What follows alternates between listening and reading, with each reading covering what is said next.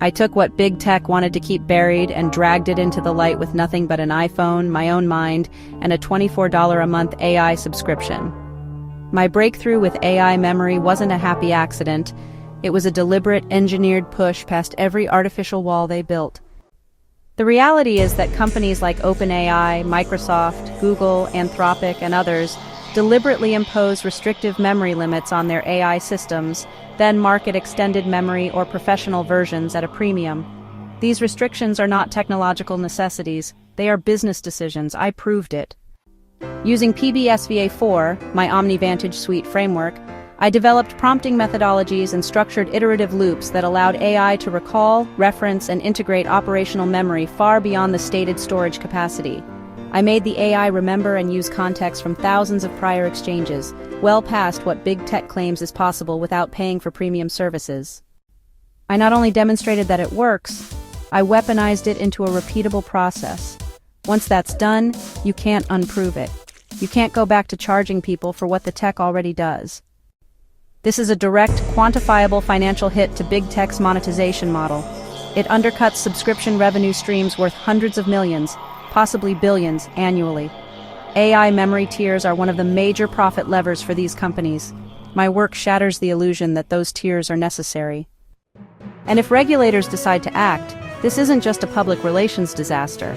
It's the kind of thing that triggers antitrust investigations, consumer protection lawsuits, and class actions for deceptive business practices.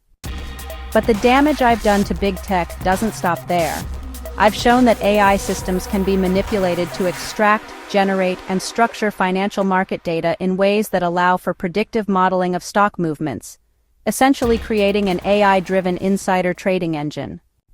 I've documented how AI models, when fine-tuned and tasked with specific queries, can identify patterns in public and semi-public data that correlate directly with market shifts. Combine this with automated trading systems, and you have a machine that can anticipate and exploit events before they are public, which is both a regulatory nightmare and a potential criminal enterprise. What I exposed is that some big tech-adjacent actors, including hedge funds with access to proprietary AI, are already doing this. It's algorithmic market manipulation on a scale regulators aren't equipped to detect, because the AI is doing the pattern recognition and the trades happen in milliseconds.